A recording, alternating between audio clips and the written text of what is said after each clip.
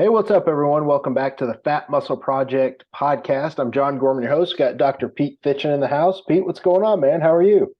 Good, good. Glad to be here and just trying to stay warm. It is really cold here this week.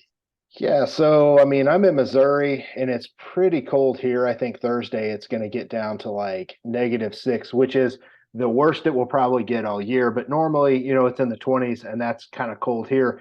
That's probably a field day for you guys. That's probably nothing. You're up in the Wisconsin area. What's the weather like up there?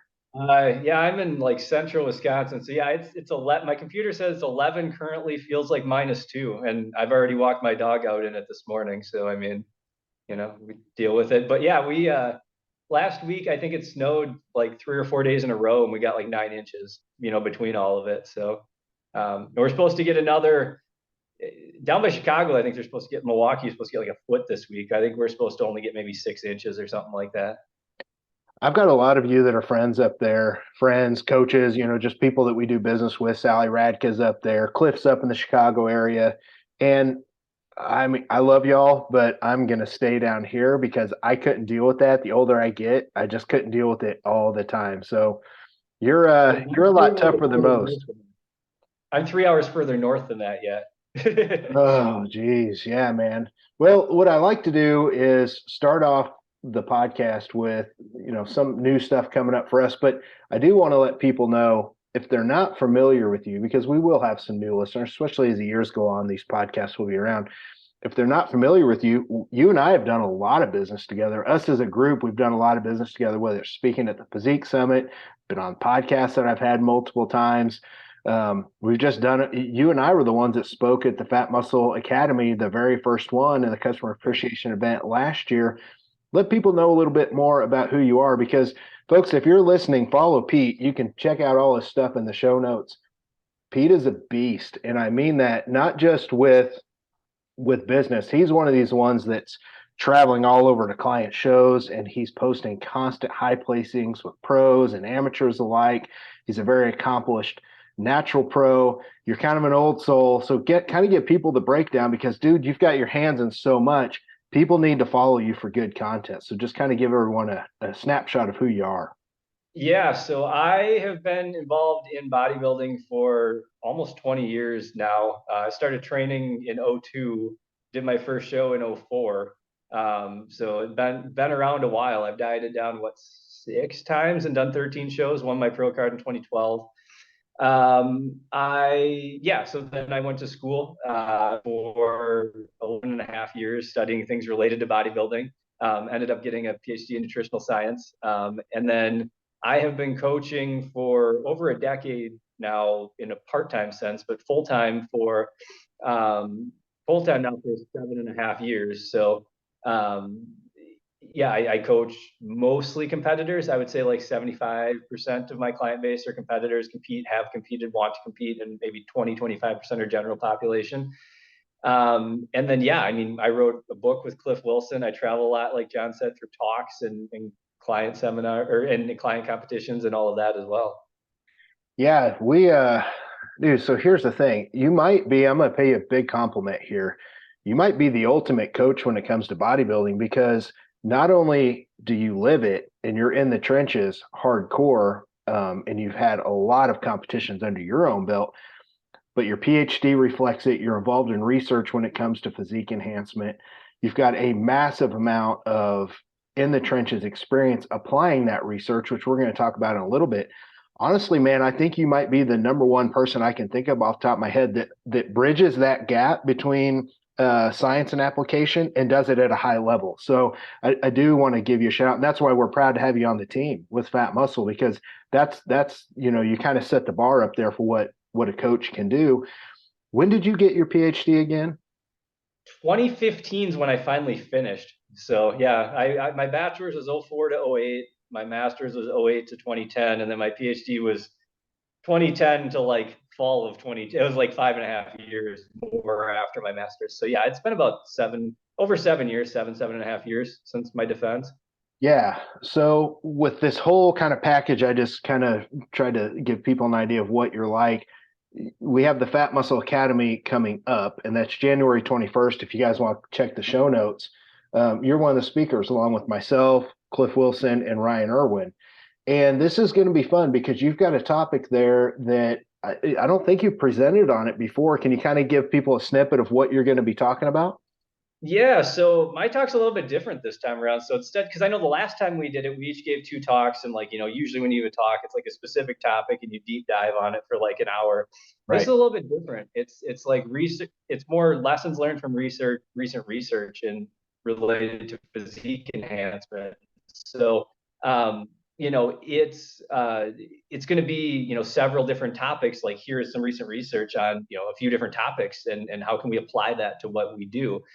I definitely need to cut down what I have because I went out, and found like probably 10 studies that I'm interested in, which I don't have enough time to talk about 10 studies. So I'm gonna have to pick the 5 or 6 that I really think are most beneficial. But yeah, we can chat about like mainly tried to stick to things that have come out like 2020 and since, or like 2018 at the very least, and since then, and actually just chat about like here's kind of this question, and what does the research actually say, and how can we apply that, and have some good take home points and things that maybe people can do to, keep progressing or see more progress.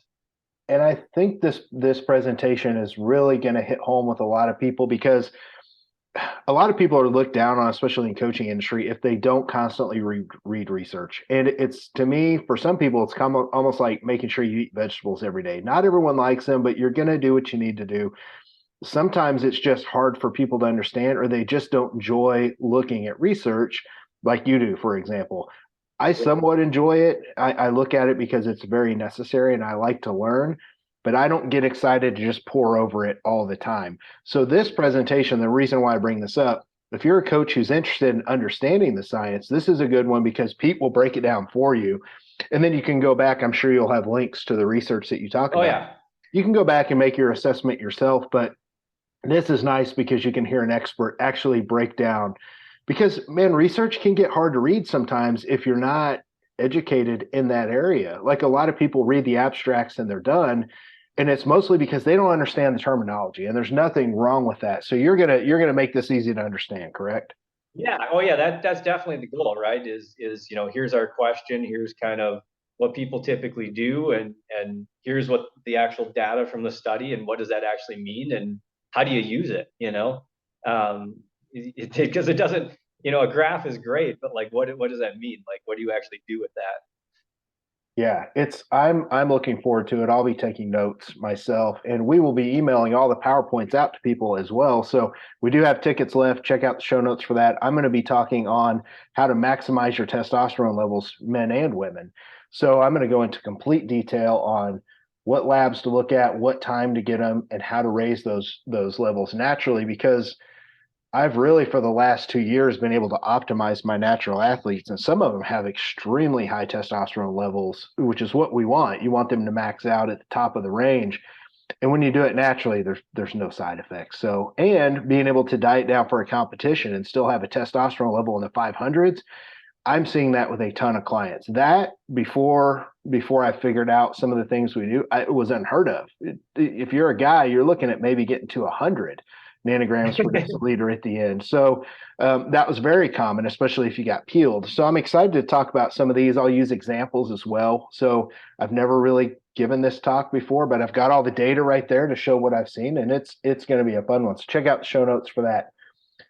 Pete, let's dive into this. I've got 4 really good questions here, and these are all right up your alley. And some of these I'm interested to hear your take on because these are different how I conduct business with clients. So I'm about to geek out here. I'm just going to jump right in. Let's start with the first one.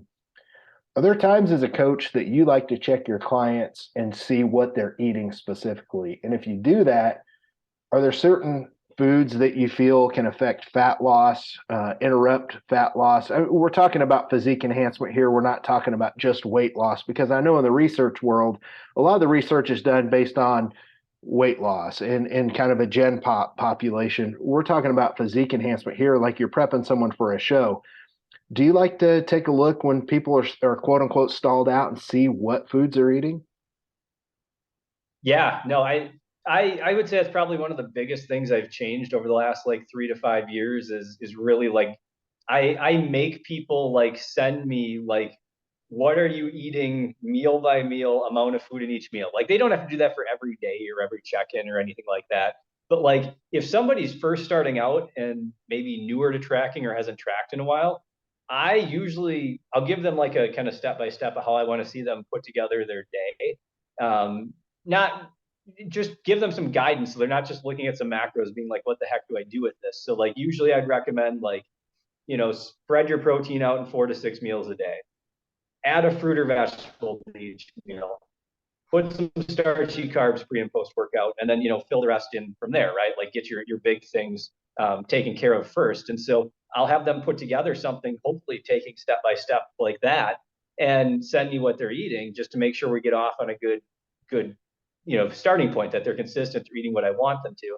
But yeah, then also if something doesn't make sense, like during prep, the first thing I do is look at, well, what's this person actually eating? It's so common to see someone who like if something doesn't add up and they're not seeing loss. It's so common to see like the most common thing I see is the I don't know, processed diet foods can make up a lot of their diet oftentimes in that situation.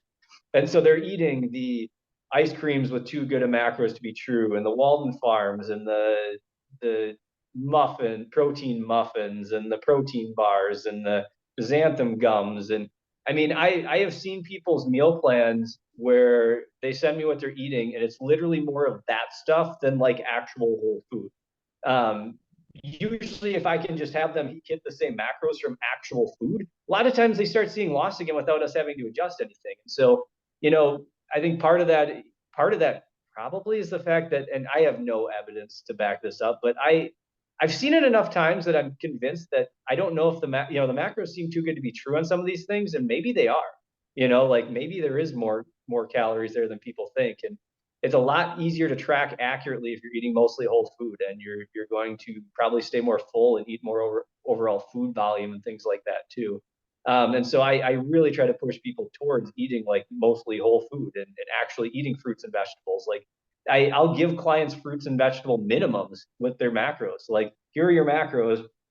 I want you within these macros to have at least 3 servings of fruit, and like 2 servings of at least 3 servings of vegetables, and at least like 2 servings of fruit, or maybe if their carbs are really low, 1 serving of fruit at least daily, so that you're getting some of the vitamins and minerals and not having deficiencies. Because it's something that's super common. If you look at the bodybuilding literature, like bodybuilders have a lot of deficiencies when they diet. Oftentimes it's because they cut things like dairy and fruit. Yeah. But there are a lot of deficiencies there, and we know that. I mean, I can't imagine that you're going to be functioning as best as you can and get the best results you can if you have a bunch of nutrient deficiencies. Because many of these vitamins and minerals are going to be involved both in macronutrient metabolism, but also just hormone metabolism. Like hormone metabolic pathways include a lot of vitamins and minerals, and if you're deficient, you're probably not functioning as good as you could be. A good friend of mine, Jeff Sue, great coach, if you guys know who Jeff is.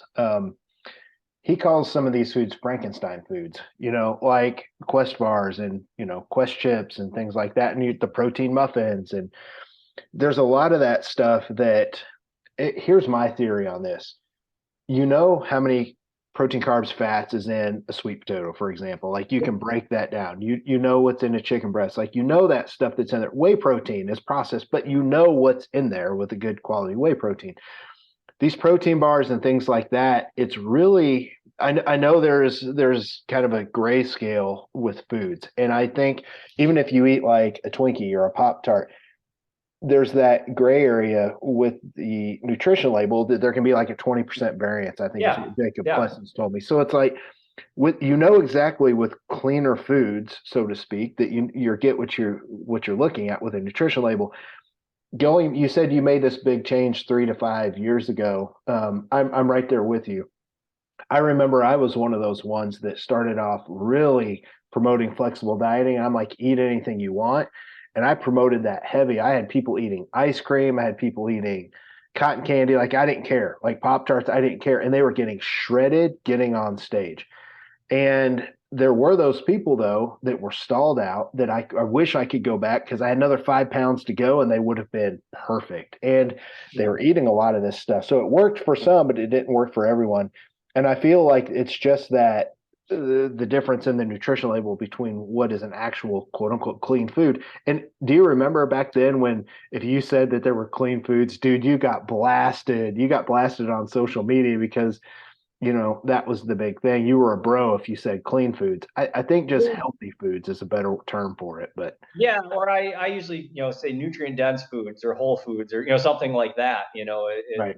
Like but yeah, I think I again I feel like I'm not that old. Like I'm not 40 yet, but like I've been in this sport for 2 decades, and so I feel like when I've seen things kind of swing, and so when I first got into it, my first prep, the local trainer at the gym gave me like a set meal plan. It was only specific foods. There was no food in that plan. There was no dairy in that plan because those had sugar, and you couldn't have sugar. And so it was very broy, and then it went like the other direction, and like yeah, like you said, I mean, people were eating Pop Tarts and protein shakes to hit their numbers, and I've seen situations looking at clients' meal plans where like 50% of their calories or more are coming from things that aren't nutrient dense foods. Like that's an issue. And so I feel like I don't know. I've settled somewhere back in the middle. Like I don't tell people there's foods they can't have. Like you want to eat that Quest bar, have that Quest bar. Just make sure the rest of your day is nutrient dense food. You want to fit in a serving or two of ice cream on your refeed day? Do that. Great. That's fine. Hit your numbers that day. Make sure most of your day is nutrient dense food. And other than that, and I'm cool with that. But like it's the you know what I mean? It's going. I just don't think it needs to be extremely. You know what I mean? One way or the other. Like, and so I think just that happy middle ground is best. And that's not sexy, but it's true. Like it's almost that way with everything that we do. Like it seems to be that middle ground. It seems to be where you get the best results. But if it's not extreme, it's not sexy because it's kind of boring to say that. But I agree 100%. And one thing I'll add before we go on to the next thing, if you don't have anything else, is every single time I have a client that's eating a Quest bar every day, and then they're eating some other kind of package, something Kodiak protein pancakes or whatever, right? As soon as I remove that, like you said, I see them start to drop. And to me, it comes down to a lot. It's a lot of the fiber dense packaged foods. Their digestion improves, and they're not up and down every single day. They're 131 one day, and now they're 129, and then they're back up to 130.9, and it's this big roller coaster. And when they can get those high density fiber dense foods out of there, as far as I'm talking about the packaged ones, Yeah. just eat some vegetables instead. It seems to really work in their favor. So if you're one of my clients listening, because I've been like, send me your food. I might ditch the protein bars for a while. That you're going to drop, and they do. Yeah. Yeah. No, I was gonna say when you said the ups and downs, the food that I think have seen like the craziest fluctuations are those freaking shirataki noodles. People will eat those, their weight will just like skyrocket from the amount of like fiber and bulk and volume in them. Yeah. And I every time someone is eating those, I'm like, just get those out. Like your gut's not going to do well with that. Everybody has issues with those. I feel like. I agree 100%. I haven't dieted in a long time, so I don't touch that shit. So I wouldn't personally know. All right, let's move on to the next one. This one I'm interested in because this is not something I do. So can you explain your approach to using step counts as part of tracking calories burned, or just a way of looking at people's NEAT? And we'll explain what NEAT is. Do you prefer step counts to tracking cardio specifically? What's your thought on that? And explain to people what NEAT is, if you would. Yeah, so NEAT is non-exercise activity, so it's all of the other movement you're doing outside of the gym. So someone working a construction job is going to have a higher NEAT than someone who sits at a desk all day. Someone who has a pet that they have to walk a couple times a day will have a higher NEAT. And there's also uh, involuntary NEAT, also things like twitching, fidgeting. Some people twitch and fidget more than others. And NEAT is something you see go down when people diet. They twitch and fidget less when they're very lean with food low, and which they can't control that, but they also move less. Anyone who's been stage lean that I explain this to is like, oh yeah, I totally understand. Because if you think about your daily activity in the off season before you start prep, when food's high, your body fat's normal, And then you think about what you feel like at the end of prep and how you do the bare minimum to try to get through your day, and you are not moving nearly as much as you were in the off season. Um, that's a big reason why someone might plateau. And so it's not uncommon to see someone who's getting, I don't know, I mean, I had a client who was getting 13,000 steps a day in the off season living life that was struggling to get more than 7 when they were stage lean. That's a huge drop in energy expenditure. And so I started initially just using it as like, hey, let's just pay attention to this, keep this stable, like don't let it drop off. So it doesn't mean you still won't plateau for other reasons, but you're at least cutting off a big reason people oftentimes do. And then I don't know what you even call it. It's probably low intensity cardio. Like I'll use it as like we'll bump their step minimum up a little bit. So like if someone came to me at the start of prep and said, all right, I'm getting 8,000 steps a day living life, I'd probably be like, okay, let's keep getting 8,000 steps a day. Like just keep living life, and I think there are psychological benefits to continuing living life and not just going into slug mode, in Right. prep. Like it can be really easy to do. Yeah. But like I try to encourage people, like get outside, like live your life. Like there are also psychological and physiological benefits to like being outside and seeing sunlight. Having sunlight hit the cells in the back of your eye and things like that have health benefits. And so so at first I'd be like, okay, you're getting 8,000 steps a day, let's keep getting that. We start cutting, and maybe at some point they hit a plateau. If it's doable with their daily schedule, maybe we bump up to 9 or 10,000 steps a day. And okay, what is it at that point? Is that low intensity cardio or is that neat? I don't know what you want to call it. You're moving more than you were. That's Right. all I care. Like you call it what you want. It's probably low intensity cardio at that point because you're going for an extra walk or something each day. But it's low intensity. And I like that because people can recover from it, because as you're getting leaner, um, as you're getting leaner, your recovery is not going to be as good, especially if food's low. And training, nobody cares what you can lift when you get on stage, but like you should care that like your strength is staying up as much as you can keep it up, so that you're holding on to muscle along the way. And so if you can recover a little bit better, it can be a little easier to hold on to strength. And so if I can do a little bit more by having people walk a little bit more and they still might have to do some moderate and high intensity stuff. But like if I can have them keep walking and not see a massive drop off in steps, and maybe we bump steps an extra 1,000 or 2 a day or something, as we go, and they do a little less cardio as a result, I think they can probably recover oftentimes better, from training. I think though it's a slippery slope. I think there are people who try to use step counts to be able to get away with a lot of food. And I don't know that, what I mean? I don't know that I would do that. I don't know that I'd crank my steps up to 15, 20,000 a day. There's some evidence that you get diminished returns at extremely high activity levels. You'll burn more calories by adding more, but you don't get the same bang for your buck as if you added steps at a lower, step count. You start seeing some of that involuntary NEAT and twitching and fidgeting go down as movement and steps go to extremes. You're also not going to recover well. I mean, if you're doing 20,000 steps a day, you're probably not going to recover that well, even though it's low intensity. And so I think the biggest things I worry about with step counts is biggest number one is don't let it go down when you're dieting. Like keep living life, keep moving. Don't be the guy who starts prep at 13,000 steps a day and ends it at 7. Right. I think that's number one biggest thing. And then the second thing is, I use it sometimes to bump up low intensity cardio. So maybe someone's doing 8,000 a day at the start because that's what living life is for them. And maybe by the end we've kind of nudged it up a little, and maybe they're at 11 or 12 and they're taking some extra walks, to get there. But I really try not to, take it to it again. Extremes. Another example. Extremes are not ideal here, right? If your activity is extremely low, there's more and more and more evidence that even if you're in the gym lifting, if you are super sedentary outside of the gym, and even if you eat well and you're normal body weight, being super sedentary is correlated with increased risk of a lot of different medical conditions. You should be moving, and a lot of the evidence suggests that when you get to about the more recent studies get to at least like 7,000, 8,000 a day, you get your biggest bang for your buck. So low is probably not ideal. Like extremely low, but extremely high probably isn't either, because you're probably not recovering, as well as you could be either.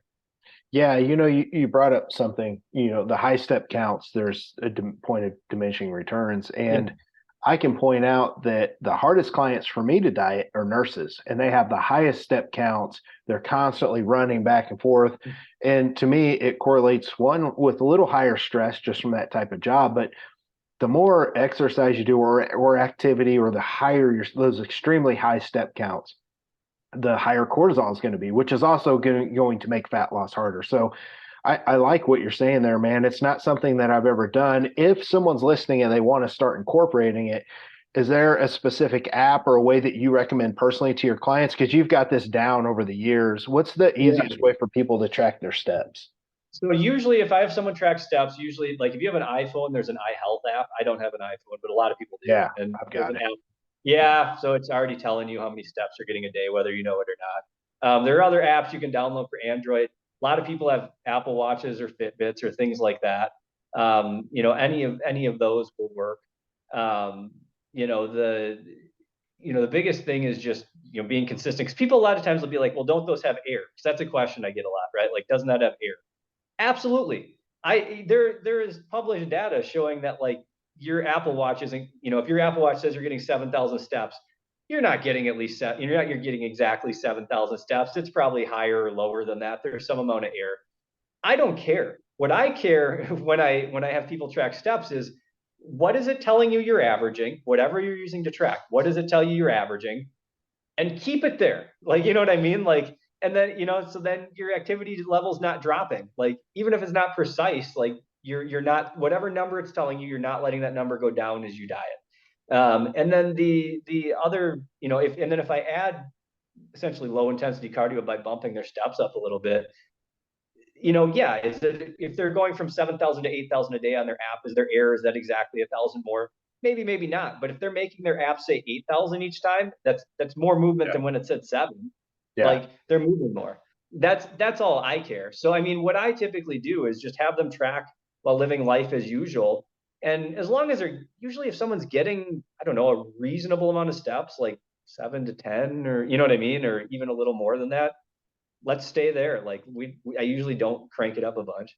Okay, so we're gonna see if I'm a fat ass or not. Well, we all know I'm a fat ass. That's started my diet 3 days ago because I'm going to be standing up there speaking alongside you and Cliff and Ryan, and I don't want to be a fat ass. So it looks like yesterday I had 3,117 steps according to my, Yeah. probably need to move a little bit more. Yeah. Now I am starting off doing 10 minutes of cardio a day every single day, plus my workout, but I'm probably going to start paying a little bit more attention to that. But I think people that are worried about the exact number, I think you're 100% right, because it's like getting on a scale. If you weigh 180 pounds at the doctor, right? And you go home and you get on your scale and it weighs you 5 pounds heavier. As long as you weigh on the same scale every single time, that's all that matters, because that's how you measure progress. So not a Yeah. big Yeah. deal. And I mean, with with weights and stuff, I typically have clients weigh daily anyway, so that I average it. Me too. I don't I would never, I don't like looking at one day in isolation. Somebody's weight could tick up 2 pounds today. They send me an update and their average is down 1.5 pounds for the week, and I'm like, all right, we're good. I don't care that it went up 2 pounds today. I care that your average is down. Yeah. Yeah. Yeah, Yeah. just quit eating the fucking Quest bars and you won't have that up and down. Just kidding.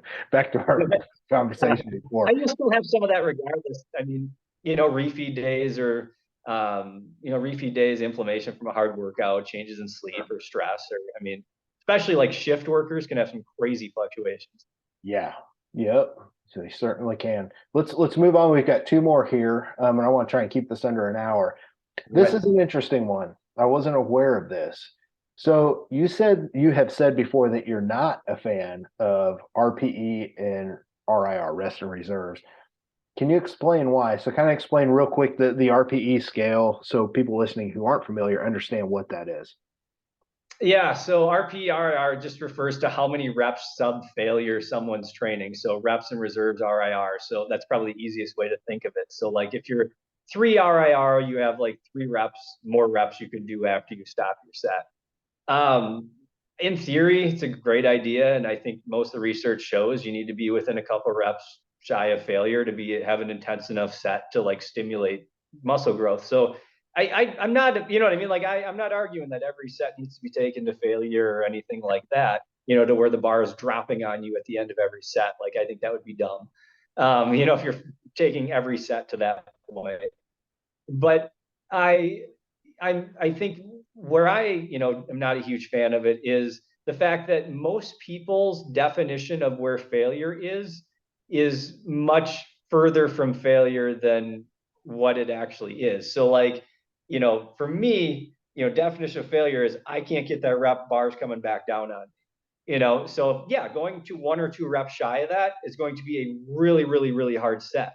But if you have someone who's oftentimes, especially beginner lifters or people who don't really push themselves very hard in the gym, they don't have a, especially beginners, they don't have a good gauge. And there's research that shows this. They don't have a good gauge on where failure is. And so, or what is appropriate load to, you know, fail around whatever reps. And so if, for example, someone does 10 reps, but they could have gotten 13, but they, you know, that's pretty close. That would probably be all right. But like, let's say if I have someone and they do 100, I ask them what they can get for 10 reps and they say 100 pounds. And it turns out they could get 100 pounds for 15 reps. And now they're going 2 or 3 reps shy of failure, what they think is failure. Now they're 7 or 8 reps shy of failure. And you know what I mean? We're getting further and further and further from failure. And actually, one of the studies I'm probably going to talk about in my talk, I'm assuming I'm going to probably use this one, is one where they did something like that, where they had people take, basically ask them, what can you get for 10 reps on barbell bench? Like people who had been training, like college kids, college guys. And they had them put that weight on the bar and get as many reps as they can with. And I think I don't have the numbers in front of me, but if I remember right, only like 30% got between 10 and 12 reps, you know, to where it was a good hard set, you know. You know, and they were picking appropriate loads. Like a lot of people were getting 15, 18, 20. I want to say like 20% of people got like at least 8 to 10 extra reps on what they thought they could get for 10. They could really get it for 18 or 20. You tell one of those people, hey, go train now another 2, 3 reps sub failure. You're 10 plus reps sub failure. That's a warm up. Like that's not, you're not going to grow from that. And so, you know, that's my biggest argument is I think if it's an experienced lifter who can gauge, you know, like this is failure and I'm within a rep or two of it, like it can be a good tool. But a lot of times for beginner, you know what I mean? Like in a lot of people don't realize like where true failure is. You know, like I'll have clients oftentimes I'll have them send me videos of things and they'll be on the hack squat and they'll finish their set and I'll be like, that last rep was just as fast as your first. Like you had like 5 more, you know, like you're way too far from failure. And oftentimes it's like, man, I wish I could bring them in the gym with me and just bury them and show them where true failure is so that they could learn. So then, okay, a rep or two shy of this is still a really, really, really hard set. You know, and instead of being essentially a warm up. Yeah. And, you know, the advantage I had when I owned the 2 gyms, you know, I've sold those both in the last couple of years, was I would have clients come in that just weren't making progress and I'd be training with them for a year, 2 years. And I'm like, man, like you're just not looking any different. Come in and train with me. And I would put them through the motions. One, I would look at their form and everything else and really work on mind muscle connection, but I would see how hard they actually pushed and what that form was like towards the end. And I will agree 100% by saying in the trenches, when I've had people come in, most people, if you're using a scale of 1 to 10, you know, RPE, and you say, hey, a 10 out of 10 is you can't get another rep. Yeah. I want you to try and aim for a 9. That's my general recommendation for my clients. Try and get to a 9 to where you can safely, you know, you've probably got one more or you're going to need a spot. And if you're by yourself, get to a 9 out of 10. When I've trained with them, they've been 4, 5, 6, 7 reps off because they could keep going. I'm like, keep going, man. Like, keep going. Like, what's going on? So I think if people could see that, it would make a big difference. But, you know, some of the research, we had Brad Schoenfeld on Elite Physique University not long ago.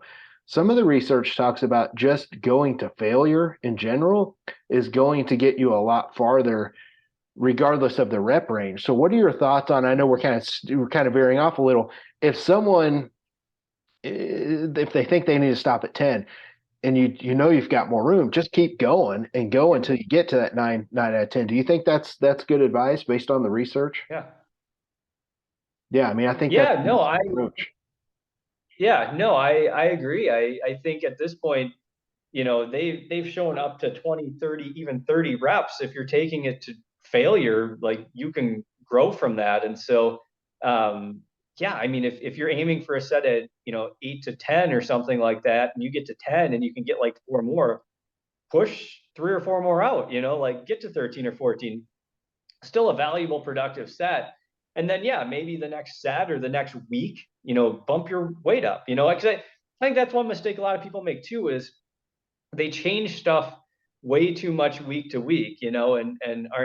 And so if you do the same thing week to week, you can actually progress. So yeah, the first week oftentimes of a new plan is kind of feeling out like, what weight do I need? So hey, I'm doing dumbbell bench third this, in this push workout this time, and it was first before. Well, where does my weight need to be? I got to pull my weights back, so I'm gonna be more fatigued doing it third compared to doing it first. The first time through, you're kind of feeling that out. And then if you're doing the same thing the next time, you get a better handle on where you need to be. And then you can work to progress, add an extra rep or two where you can, add an extra 5 pounds when you can, and work to actually progress something over a couple months. Yeah, I agree. Let's go ahead and get to this last one here. When someone wants to compete, how do you help them determine when to compete and which show? Yeah. Yeah, I would say that's probably the biggest mistake people make when they diet for a show, is they have just an unrealistic expectation of how long it's going to take to get there. Yeah, You hear people say, I need 12 weeks or I need 16 weeks. No, most people, unless you're pretty lean already, you're going to need more than 12 or 16 weeks for most people especially who are natural and who want to get to like striated glutes level of lean.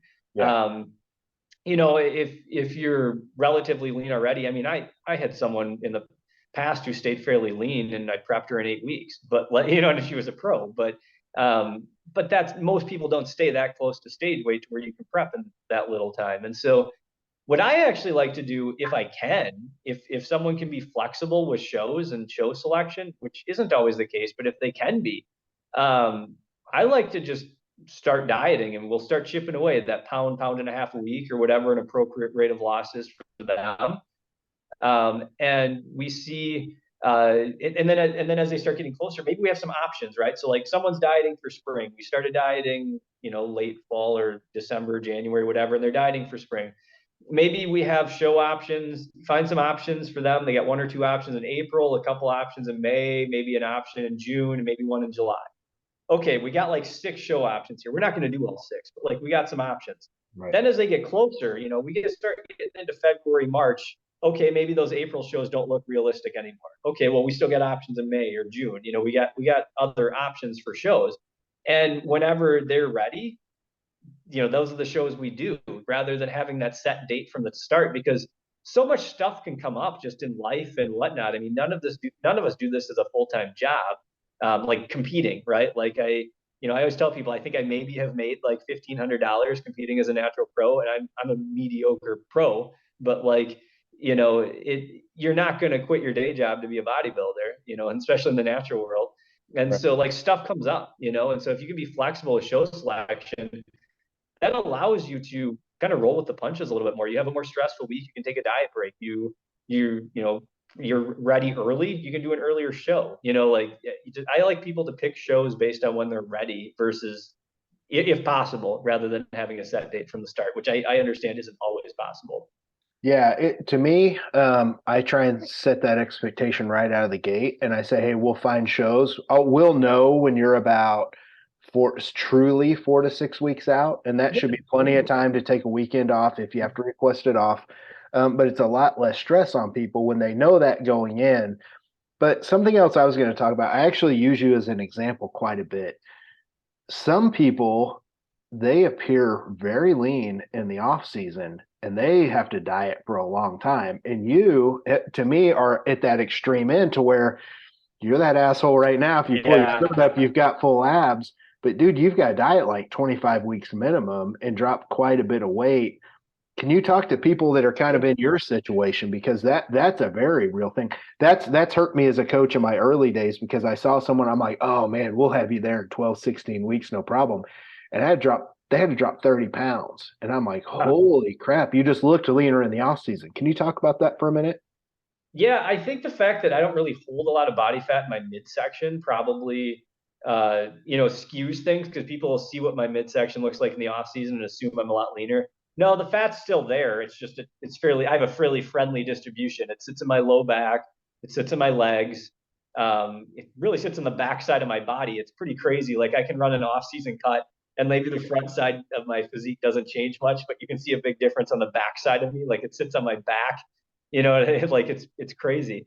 Right. Um, and so it's still there. But yeah, I got into trouble with that when I was younger too, because I did my first show in 2004, and yeah, I wasn't big enough. I was only like 145 pounds on stage. I needed to be bigger.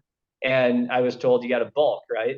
And I kept gaining and gaining, and people are like, oh, well, you're 190, you can still see your abs. Oh, you're 200, you can still see your abs. I got up to 210, which is the heaviest I've ever been in my life.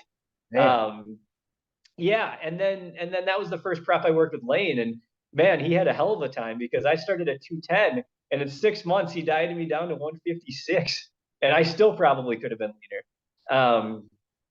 And so yeah, I because I got to 210, and but I even had somewhat visual abs there, right? Like, and so I think you can get into a lot of trouble because everybody, even now, like I'll hit like 190, 195, and I compete carved up. I was like 159 when I looked my best in 2020. Bottomed out, I don't know, bottomed out when I was cut weight to make weight. I was like 152 for that NPC show before I carved up, but I was Right. 159 by the next morning. Um, but but I'm like 159 on stage, and I'll get up to like low mid 190s, and Cliff will be having me cut when I'm like 195, and people at the gym, well, why are you cutting? You're so lean. Dude, I'm like 36 pounds over stage. Like, you want me to be 40 or 50 over? Like at some point, like I have to. So yeah, I've gotten into trouble with that in the past, and I work with Cliff in the off season these days, so it helps keep me honest, so that I don't fall into that trap of it still looks all right. My midsection still looks all right. I can just keep gaining, Yeah. and yeah. But yeah, no, it definitely, you can fall into that trap if you have body fat distribution like mine, where you see abs at 40 pounds over stage. Yeah. Um, yeah. And I think for a lot of people that have never dieted really hard and they're thinking about competing or they're just in their first diet cut in general, I think sometimes that first diet or that first prep tells you a lot because then at least you understand how low you're probably going to need to get, which is always lower than people realize. So I think, the point is the question was, how do you help people determine this is the perfect example of when they need to be open minded to just finding a show as you get ready and as you get leaner because you don't know what you're going to weigh. Because if Yeah. someone like you came to me and you'd never dieted for a show, but you look like you have, like you do now, I now these days I'd be like, hey, listen, like I don't know what your stage weight's going to be. So let's just Mhm. aim for about a pound, pound and a half a week, and let's just roll, and then we'll Yep. know as we get closer. Yeah, no, exactly. I mean, and yeah, obviously, if someone's competed before, it makes it way easier, right? Especially if they've competed before and been lean enough. So like yeah, if someone's like a pro and they're aiming for like one of the big pro shows where they can't be as flexible with weight, or like an NPC national show or something, where the date isn't flexible, as a first time amateur or something.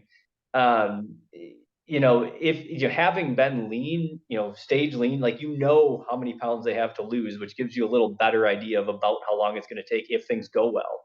Yeah. Doesn't mean things always go according to plan. Sometimes, cut goes way quicker. And sometimes it doesn't and goes slower. Every prep can be a little bit different. Um, but yeah, I think once you've prepped once, at least having some idea of the ballpark where your weight may need to end up can give you a really good indication in future preps. Yeah. And bodybuilding, extreme physique enhancement, it's the ultimate patience endeavor. So chill the fuck out, be a little patient. Like we want it to be ready now. So just be patient a little bit. Man, this was a fun episode. We're going to have you on quite a bit more because it's the Fat Muscle Project podcast and you're one of our elite coaches. So we're going to have other topics and things to cover. I think covering mini cuts would be a good one to talk about that. We'll talk about more stuff coming up. But folks, check out the show notes. Come meet Pete, come hear us talk, come have a blast. We're going to have an open gym. We do have some super VIP tickets left. We've had But I think we've only got a couple of those left. So buy those. You get to come train with one of the Fat Muscle coaches, and it's going to be a blast. So Pete, appreciate you coming on, man. I hope you stay warm up there. And I'm going to link all of your information in the show notes. If you want to buy his book, Bodybuilding, the Complete Contest Preparation Handbook that you wrote alongside Cliff, I've got that in the show notes as well. So yeah, man, thanks for coming on. Yeah, thanks for having me. For myself and Pete, we're out of here. See you guys.